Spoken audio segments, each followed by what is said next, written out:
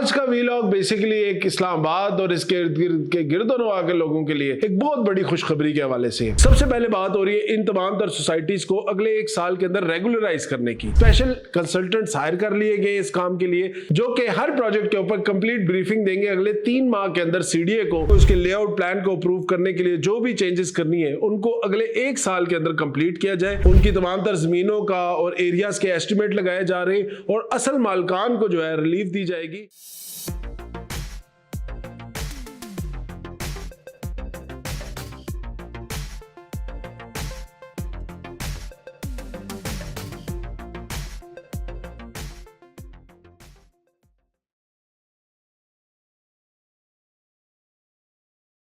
बिस्मिल्लाहिर्रहमानिर्रहीम, अस्सलाम वालेकुम। मैं हूं साद अली खान और आप लोग देख रहे हैं मेरा यूट्यूब चैनल। आज का वीलॉग बेसिकली एक इस्लामाबाद और इसके इर्द गिर्द के गिरदोनवा के लोगों के लिए एक बहुत बड़ी खुशखबरी के हवाले से। इस्लामाबाद के अंदर इस टाइम हंड्रेड्स की तादाद में ऐसे प्रोजेक्ट्स हैं जो कि इलीगल हैं, और वो ऐसी सोसाइटीज हैं जो कि इस्लामाबाद के बिल्कुल सेंटर के साथ वाक़ई है, जिसमें आप उठा लें सबसे पहले गोरी टाउन, फिर उसके साथ मल्टीपल प्रोजेक्ट्स हैं जो कि एग्जिस्ट करते हैं, यानी पार्क रोड के इर्द गिर्द के एरिया में, लिथरा रोड के एरिया में, फिर आपके इस्लामाबाद सेंटर के साथ ऐसे बहुत सारे एरियाज लोकेटेड है जहां पे इलीगल सोसाइटीज की भरमार है। इन तमाम तर प्रोजेक्ट्स को रेगुलराइज करने के लिए अभी रिसेंटली राजा खुर्रम नवाज साहब की एक चेयरमैनशिप के अंदर standing committee of narcotics and interior का एक बहुत बड़ी मीटिंग हुई, जिसके मेजरली 3 बड़े एजेंडाज थे। सबसे पहले एजेंडा यह था कि प्राइवेट जितनी भी सोसाइटीज हैं जो कि इस टाइम इलीगल है इस्लामाबाद के अंदर, इनके लिए फ्रेमवर्क बनाया जाए और इनको किसी तरीके से रेगुलराइज किया जाए। दूसरी बड़ी इंपॉर्टेंट चीज थी कि जो इस टाइम एग्जिस्टिंग प्रोजेक्ट्स हैं रोड्स के या डेवलपमेंट के, जो कि पिछले कई सालों से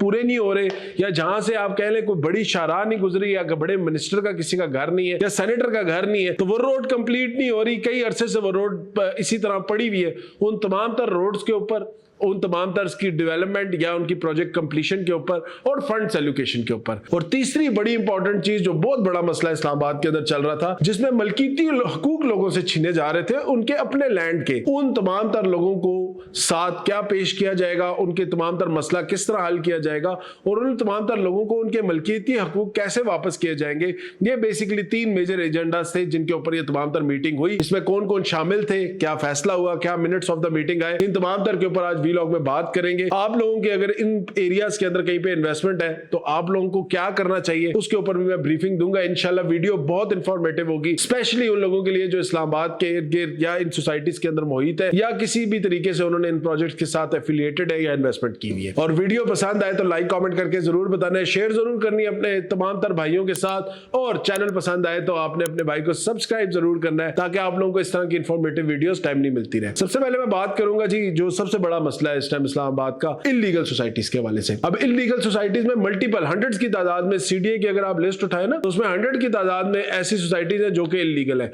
मोटी मोटी सोसाइटीज की अगर मैं बात करूं तो 170 तो ऐसी इलीगल सोसाइटीज है जो कि बड़ी प्राइम लोकेशन के ऊपर बिल्कुल ऐसे प्रोजेक्ट हैं जिनमें 80% लोग इस टाइम रिहाइश पजीर हैं। सबसे पहले बात हो रही है इन तमाम तर सोसाइटीज को अगले एक साल के अंदर रेगुलराइज करने की, मतलब कि इनको एनओसीज ग्रांट करने की, इनके अंदर बने हुए घरों को या स्ट्रीट्स को या कोई ऐसी तोड़ फोड़ अगर होनी है या कोई उसके लेआउट प्लान को अप्रूव करने के लिए जो भी चेंजेस करनी है उनको अगले एक साल के अंदर कंप्लीट किया जाए, जिसके ऊपर चेयरमैन और डिप्टी चेयरमैन हमारे जो सीडीए के उन्होंने कंप्लीट तर ब्रीफिंग दी। कमिश्नर इस्लामाबाद ने कंप्लीट इसके ऊपर ब्रीफिंग दी कि हम इन प्रोजेक्ट्स को कैसे रेगुलराइज करा सकते हैं और इनमें क्या मेजर डिफरेंसेस है या क्या मेजर प्रॉब्लम्स है जिनकी वजह से आज दिन तक इनको सीडीए ने एनओसी ग्रांट नहीं की। इन तमाम तर प्रोजेक्ट में जो सबसे बड़ा मसला आ रहा है वो आ रहा है जो ग्रीन एरिया के ऊपर लोगों ने डेवलपमेंट की है। ये मसला आप लोगों को जिना गार्डन में भी देखने को मिलता है, स्वां गार्डन में भी देखने को मिलता है, और भी बहुत सारे ऐसे project barrier town phase 3 phase 4 के अंदर भी देखने को मिलता है, और भी मल्टीपल ऐसे प्राइवेट सोसाइटीज है जिनके अंदर लोगों ने ग्रीन एरियाज को कन्वर्ट करके प्लॉट्स बना के आम लोगों को कमर्शियल करके बेचे हुए या रेजिडेंशियल करके प्लॉट बेचे हुए। यही मसला B17 के AB ब्लॉक के अंदर भी था कि ग्रीन एरिया के ऊपर उन्होंने प्लॉटिंग करके लोगों को प्लॉट बेचे हुए। अब सीडीए ये चाह रही है कि इन तमाम तर चीजों को रेगुलराइज किया जाए और इसके साथ साथ जो और फर्दर ऑन मसले मसाइल है इस हवाले से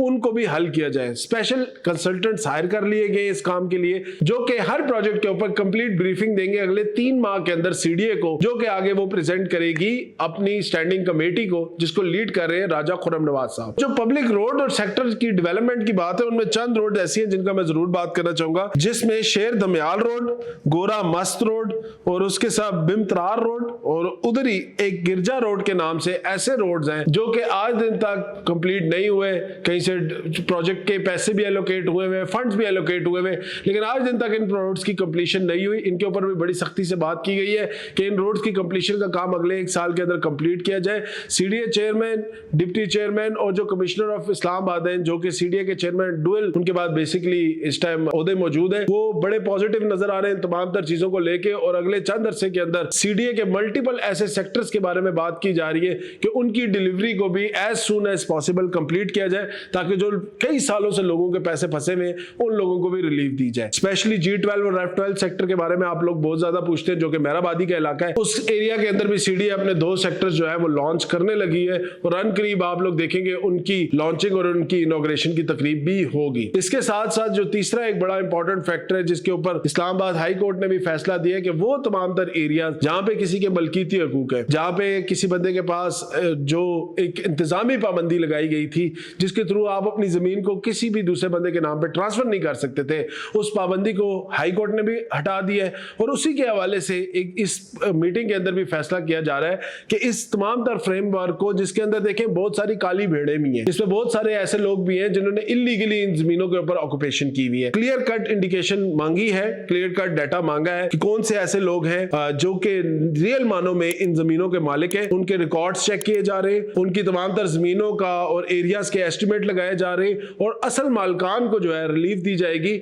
और असल मालकान को ही सामने लाया जा रहा है। वो बंदा जो जमीन का सही तौर पे मालिक है, जिसके पास उसके बाद रजिस्ट्री है या इंतकाल उनके नाम का हुआ है, उन लोगों के ऊपर जो इंतजामी पाबंदी थी उसको भी हटाने की चीजें तजवीज पेश की जा रही है। 3 एरियाज तो ऑलरेडी इस्लामाबाद के इस मामले में क्लियर हो चुके हैं, जिसमें शाहला दिता, सराय खरबूजा और फतेह जंग के एरिया है। बाकी जो एरियाज पेंडिंग है उनके बारे में भी बात की जा रही है कि इनको भी सीडीए के थ्रू और सीडीए के कानून के तहत जो है इन एरियाज के ऊपर भी लगी जो इंतजामी पाबंदी है उनको खारिज किया जाए। ये बेसिकली 3 बड़े मेजर एजेंडास थे जिसके ऊपर इस मीटिंग के अंदर बात हो रही थी। मुझे लगता है अगर हमारी गवर्नमेंट इसी डायरेक्शन में चली जाए और पॉलिसी मेकिंग्स हो और लोगों को जो इलीगल सोसाइटीज हैं उनके मालकान को सबसे पहले पकड़ा जाए, उनके ऊपर फाइन्स लगाए जाए। अगर कोई इस तरह की इरेगुलरिटी है जो कि बिल्कुल ठीक नहीं हो सकती, तो मुझे लगता है कि लोगों को उनके मालकान से पेमेंट्स रिसीव करके बेशक गवर्नमेंट उस लैंड को ऑक्युपाई कर ले और उस लैंड को सेल करे और उससे जो जो बंदा भी उस जमीन के अंदर फंसा हुआ है उसको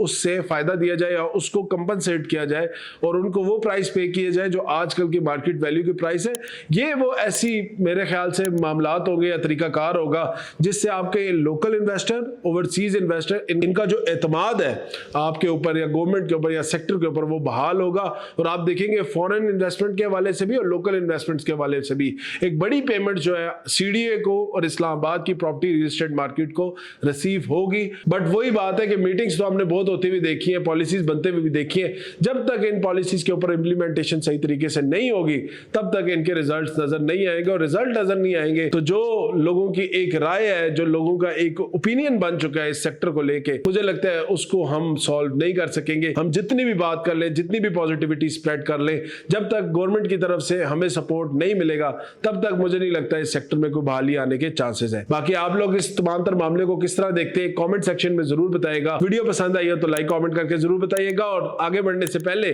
चैनल को सब्सक्राइब कर ले। अल्लाह हाफिज।